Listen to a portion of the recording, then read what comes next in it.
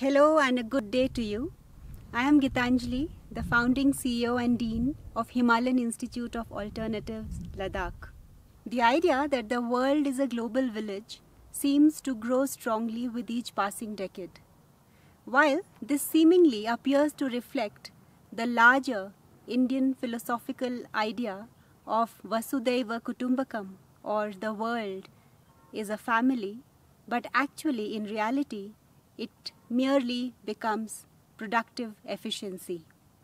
Simply put, if Germany can make cars and America aeroplanes most efficiently, this theory says that ideally Germany should be making cars while leaving the manufacture of airplane to America, thereby each one producing what they do best and selling it across the world. Very often, this pursuit of GDP, efficiency and economic growth makes us blind to the real life problems of real people.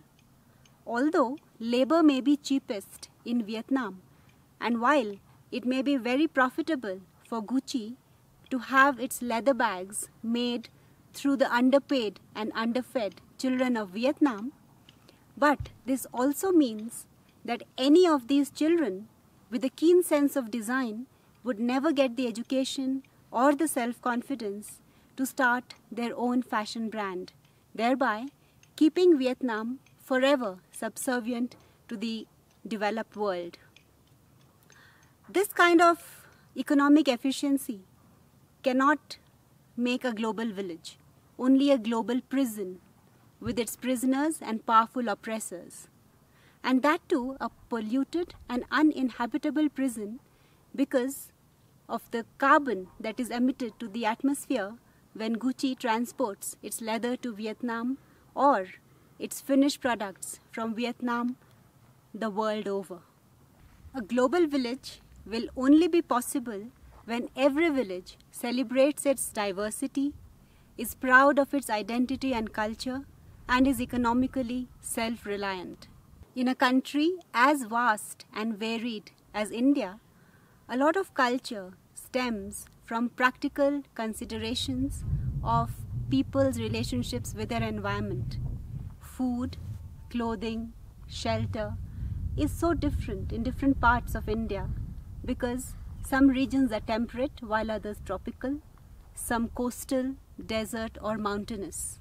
Therefore, houses in India need not be plastered by the same homogeneous concrete, nor does the shopping experience needs to be hammered into the homogeneity of similar looking malls selling similar looking merchandise.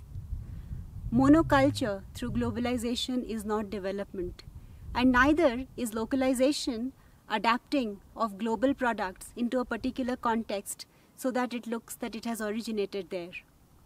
True localization is actually coming up with local products, services and solutions, local interventions and innovations that solve the local problems and take advantage of the local opportunities. All contexts warrant uniquely local innovative solutions, solutions that are sustainable and in conversation with nature.